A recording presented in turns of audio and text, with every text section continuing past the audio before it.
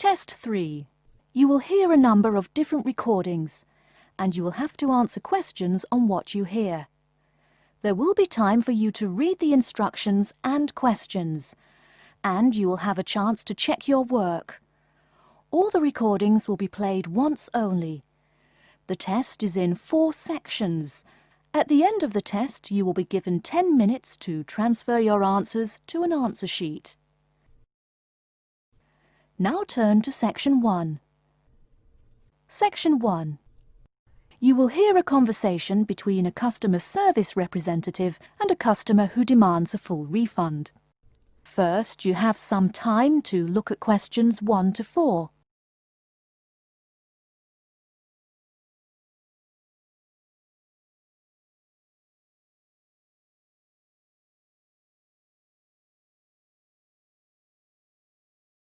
You will see that there is an example which has been done for you.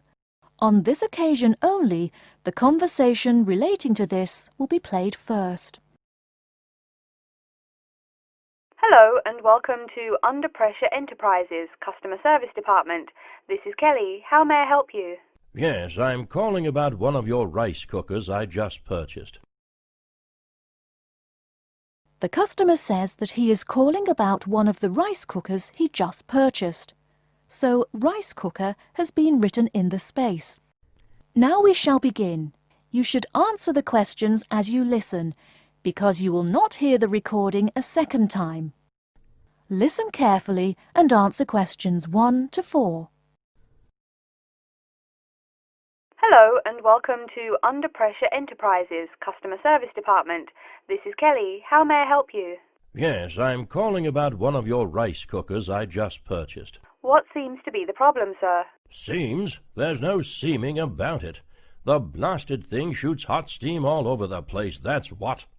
It nearly scalded my hand when I went to open it. Why, it could have killed the cat or something. It could have exploded and killed my wife and me. Sir, please calm down. As long as the steam escapes the cooker, it won't explode. So you're telling me there's no problem? Are you calling me a liar? Sir, no one is calling you a liar. Yes, so I demand a full refund. Under Pressure will be happy to refund your money, sir. Now, I just need some basic information. Okay. Sorry, I do tend to get a little hot under the collar. My wife tells me to slow down. So, what do you need to know? Sir, don't worry. I just need to ask you the model number of the cooker. Where are my glasses? Here. Let's see. It's R242. R242. Okay. And how much did you pay for the product? £89.99. It was on sale, I guess I should tell you. Thank you, that's honest of you. Now, where did you buy the cooker? Which store and which branch? At that big Electric Life appliance store downtown. The city centre branch? That's the one. And you say the problem is that the steam escapes? Yes, it does. No problem, sir. If there's steam escaping, clearly the cooker is broken or defective. So we have an R242 cooker with an escaping steam problem. It was bought from Electric Life City Centre branch for $89.99. Is that correct? Yes, that is correct. Oh, I nearly forgot. When did you buy the cooker? Just as soon as my wife got the crazy idea she'll live longer if she stops eating good English food, roast beef and mash. No, all she says she wants is rice and vegetables and sauces you'd not soak your feet in. Before you hear the rest of the conversation, you have some time to look at questions 5 to 10.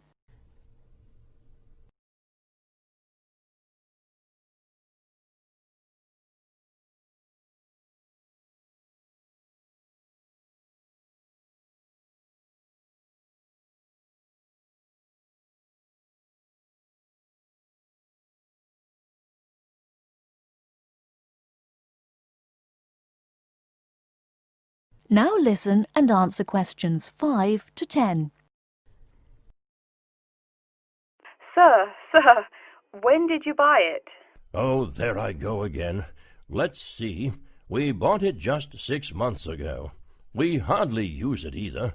But 6 months? Is that too long? I mean for the warranty? Very well. That's well within the warranty period. Now, what's your name and address? Name and address? What for? Sir, it is company policy. If you want your money, you must inform me. Money, you say? Oh, my name is Herbert Hewitt, and my address is 84 Park Road. Is that here in Coventry? Yes, the postal code is B0241DJ. But I don't think sending things in the mail is very secure or very efficient. I mean... Don't worry, Mr. Hewitt, don't worry. We can credit the money to your credit card.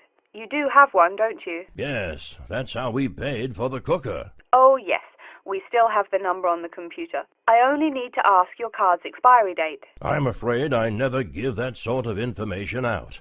I mean, once you have that, anyone could go charging things and... Sir, I said your expiry date, not your card's password. Oh, yes. Foolish me. Of course, you didn't say password. Let's see. That will be April 2008. April 2008.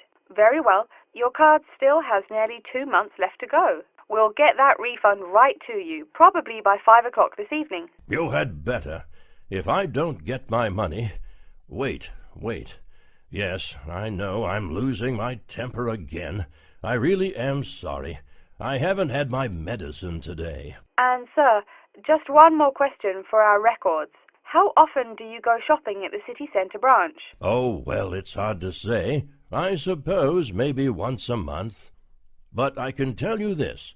If I don't get my refund, I'll never shop there again. Oh, I think it's time to start looking for another job. That is the end of section 1. You now have half a minute to check your answers.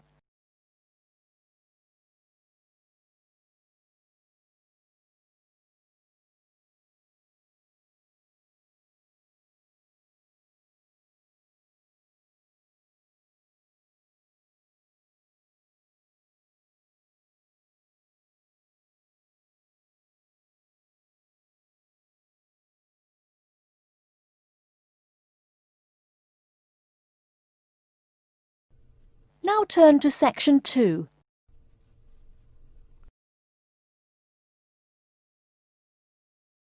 Section 2. You hear a talk by a counsellor from the University of New South Wales, who will introduce some useful facilities and services on the campus. First, you have some time to look at questions 11 to 15.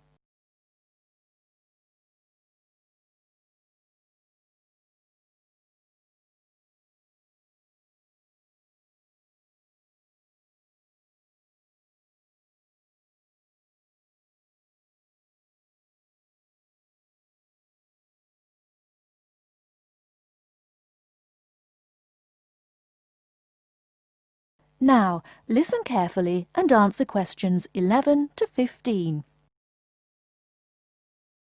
Hello everyone, and welcome to the University of New South Wales. The first thing I'd like to do at today's orientation session is get you all oriented. That means tell you the location of some useful facilities and services. So, first of all, take out the maps we gave you all as you came in the door. The map is the big yellow sheet of paper. As you can see on the map, north is at the top, south at the bottom, etc. Which way is north? Well, look through that window on my left, your right. See the rising sun? That would have to be east. So north must be directly behind me. Now, we're at the campus main gate. The recreational facilities are on my right hand, and its opposite is the student centre. No questions? Good. Pretty easy, right? Okay. Did everyone eat breakfast at the student food service this morning? Was the food good? Yes, I am joking. I've eaten there too. So, after a meal like that, you must be eager to go to a doctor, right? Well, I have good news for you. The Student Health Centre is located about half a kilometre straight north of here. Look on your maps. You see the street on the east side of this building? Ned Kelly Avenue? Just follow that about 500 metres and the health center will be on your left at the 3rd cross street. Now, I know you all just got here, so you must be wondering how to tell your folks you've arrived safely, how much you miss the dog, and how you already need more money. If you don't have an iPhone, you probably are wondering where to find a computer. Well, I have good news. If you go straight out of its door and walk down the garden street, you'll see the internet unit on your left side, just next to the gym. The hours are posted on the door, and the computers are free, but you must bring your student ID card with you. Like I tell everyone, if you need help with anything, you can probably find right here in the Student Center. Do you see the 4 buildings there between the Student Center and the library? Those are the dormitories.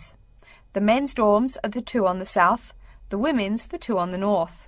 Okay, I'm sorry to have to tell you, but the university has been doing a lot of repairs and remodeling, and it's not all done yet.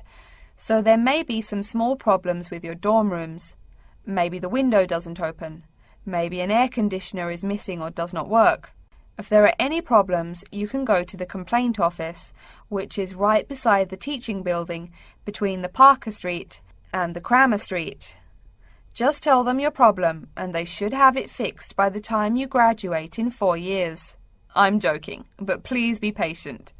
There are a lot of little things they need to take care of. Tired of the school food? No? Give it a week.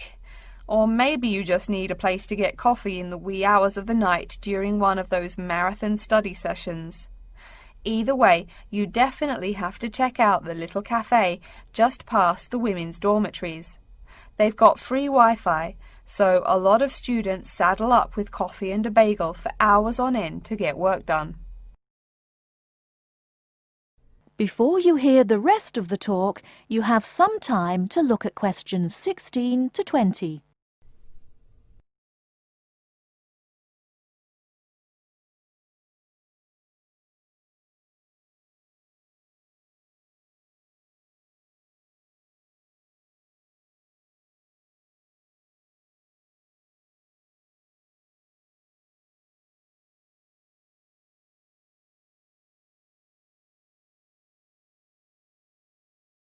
Now listen and answer questions 16 to 20.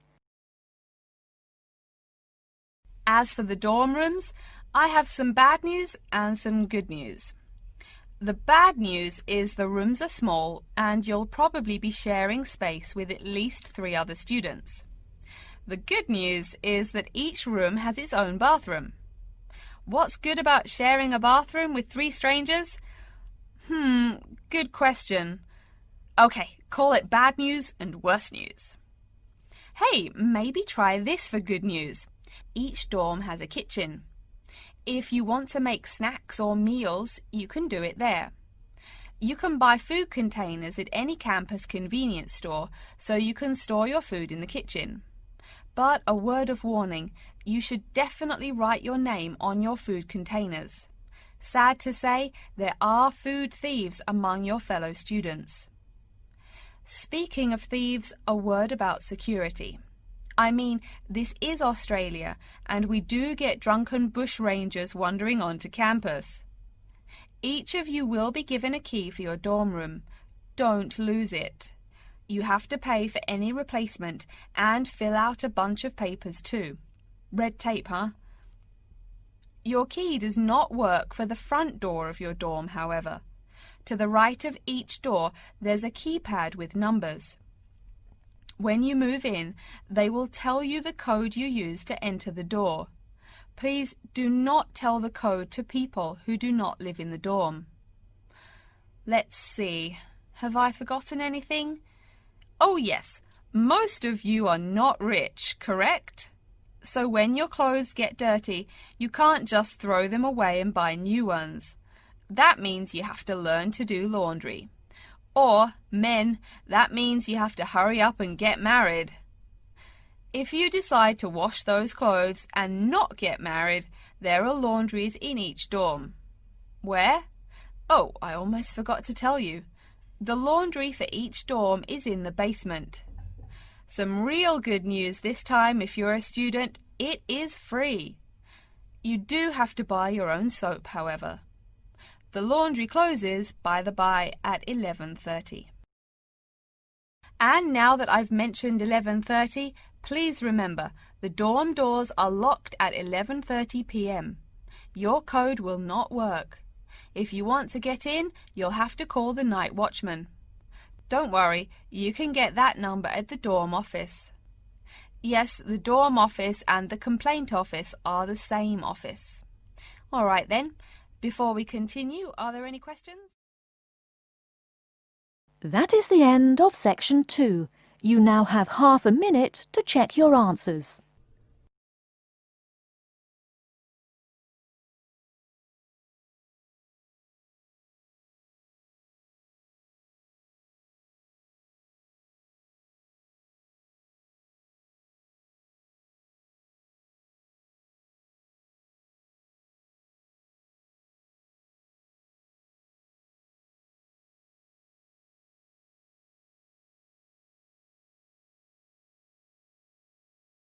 Now turn to section 3. Section 3. You will hear 2 students called Betty and Bruce talking to Professor Dundee about their own presentation. First, you have some time to look at questions 21 to 24.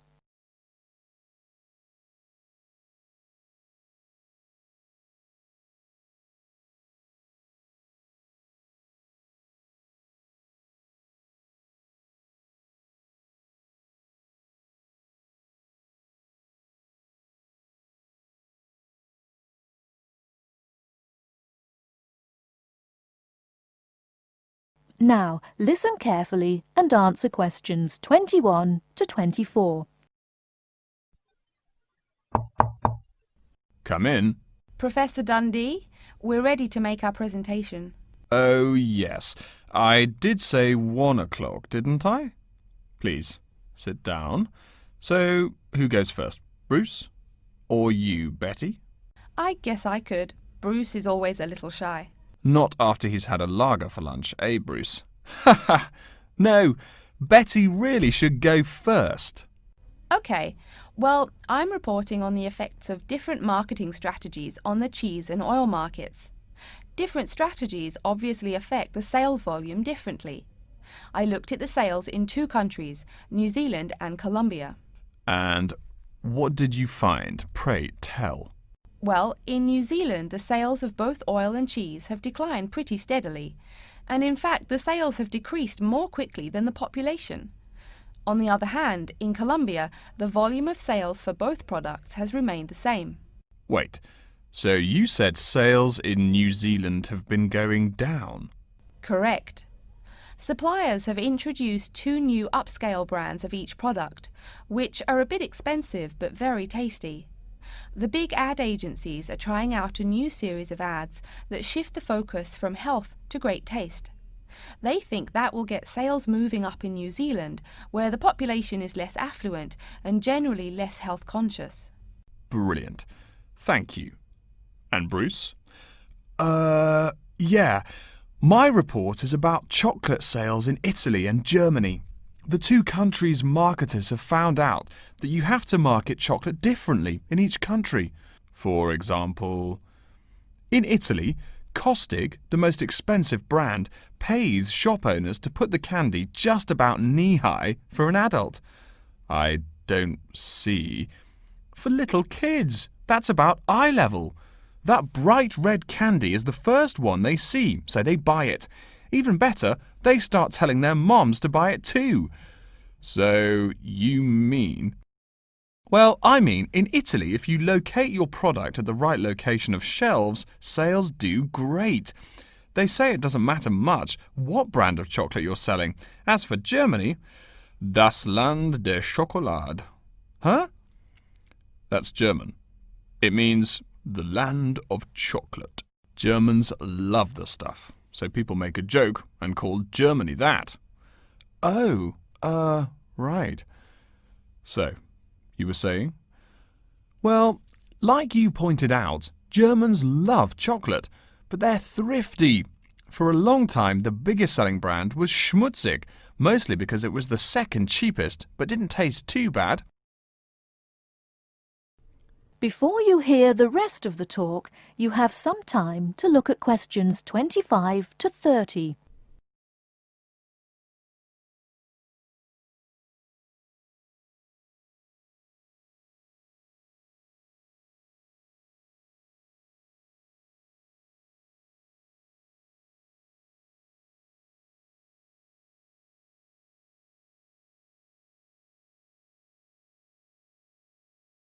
Now listen and answer questions 25 to 30. Again, brilliant. A pretty good job, both of you. Tell me, what do you plan to investigate next week? I'm especially interested in the effects of colour on sales of products, so I'll be looking at ads for cosmetics and cleaning products in the local market. You know, like the distinct orange colour of Mr. Muscle, lavatory cleaning products. And you, Bruce? I'm focusing on the effects of different containers on sales of cookies, so I'm going to look into packaging for cookies and how the materials they use will affect the image, and in turn, sales. You know, most containers are paper, but some expensive cookies come in metal boxes. The shiny metal boxes catch people's attention, and the image remains in the memory longer. Well, it sounds like you two are all set. But as always in this course, I urge you both to pay much more attention to the advertisement extensions. That's often the key. All right? Any questions for me before you go? No, I think I'm all set. Thanks. Me too. Thanks, Professor Dundee. See you later. That is the end of section 3. You now have half a minute to check your answers.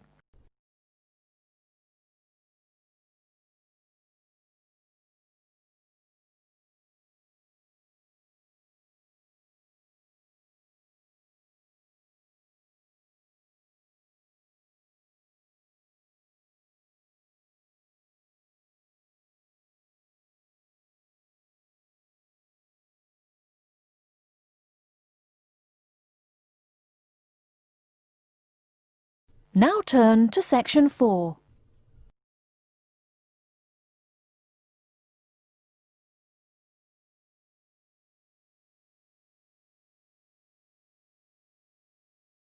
Section 4. You will hear an introduction of the exhibition named 2 Centuries of the Bike. First, you have some time to look at questions 31 to 40.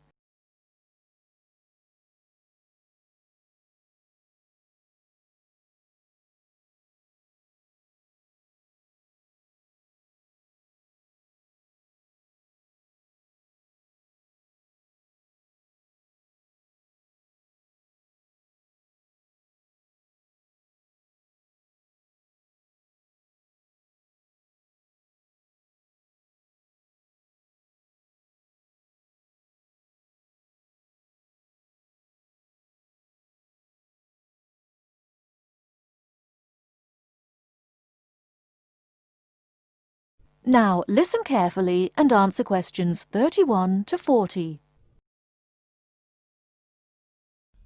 Good afternoon, ladies and gentlemen. I'd like to take this opportunity to welcome you to our exhibition, 2 Centuries of the Bike. Let's stroll around the exhibition, shall we? Although there were a few early efforts back in the 1700s, you didn't really see many bikes till, say, the 1830s in England. Bikes were a response to the rapid growth of cities early in the 19th century. Cities like London were getting too big to walk across. The early bike let people travel with less effort than walking. Plus, a bike was a lot cheaper than a horse. Think of it. No one invented a bike for, 5,000 years of human history. Why did people do it then? Probably because this was the start of the machine age. People wanted machines to do all the work. There were some drawbacks, however. For one thing, there were no pedals. You simply pushed yourself along using your feet, kind of like today's skateboard. That meant you went fairly slow, and uphill you actually worked harder, pushing that two-wheeler. Plus, the wheels were made of wood covered with metal, as you can see from this model. So the downside was that the ride was quite uncomfortable on most roads. Only a few gadget lovers had or used them. By the 1860s, though, improvements were being made. As you can see from this specimen, metal frames had become the rule. They are more durable than wood, and they don't warp in the rain. The biggest improvement, however, was the development of the chain and sprocket system. They are connected. This meant you did not push the bike. You used pedals, just like today. You had to try harder to balance, so it took some practice to figure out how to use the pedals. But it made the ride so much easier. As a result, the good thing was that you could ride a lot more smoothly and with very little effort. By the 1880s, another big change was the use of rubber wheels. These became pretty common at that time. Though the first ones were solid rubber, the ride was a good deal more comfortable than the old iron and wood system. This is a big consideration, because the faster you go, the more you feel every bump. Air-filled tyres, pneumatic tyres, didn't really come into use till around the year 1900, as you can see from this exhibition over here. That made the ride even more comfortable. So by 1890 or so, people were going a lot faster and a lot more smoothly. There was one problem when you were going quickly and comfortably. Oh no, how do I stop? Yes, we all laugh now, but for a long time the only way to stop was to drag your feet. That didn't work very well, and it would be dangerous if you were going fast. In the crowded cities of those years, New York, Chicago and so on, you would get killed if you couldn't stop for, say, a streetcar. Plus, look at this bike. The front wheel is nearly 1 meter and 2/3 tall. They made them that way so you could see over people and wagons, but you couldn't drag your feet. This model is called a velocipede, a speed pedal.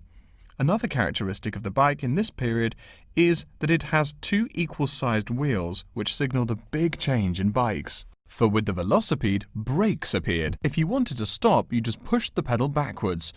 Doing that stopped the back wheel of the bike.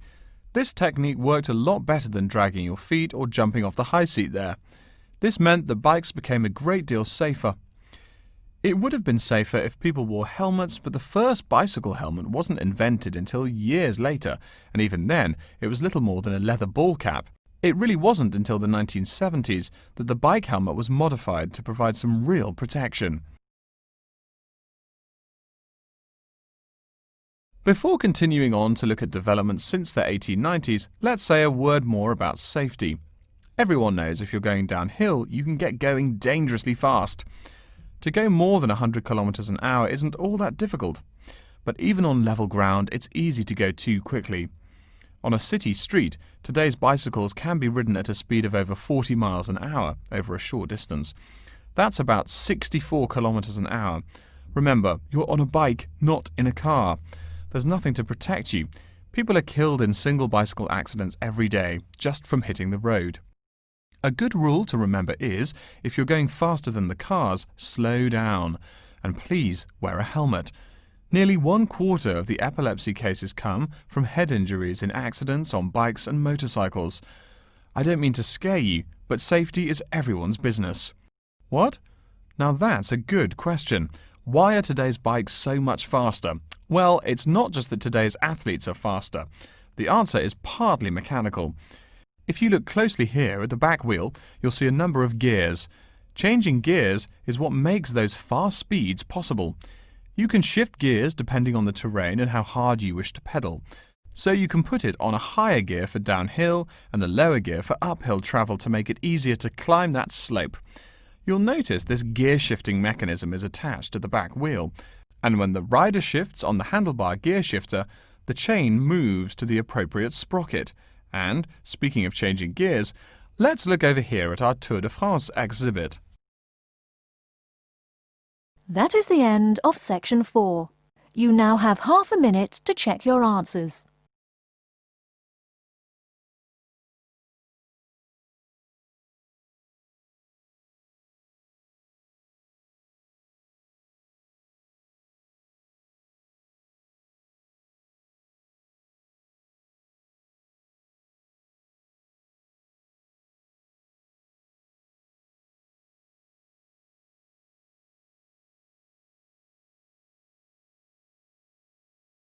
That is the end of the listening test.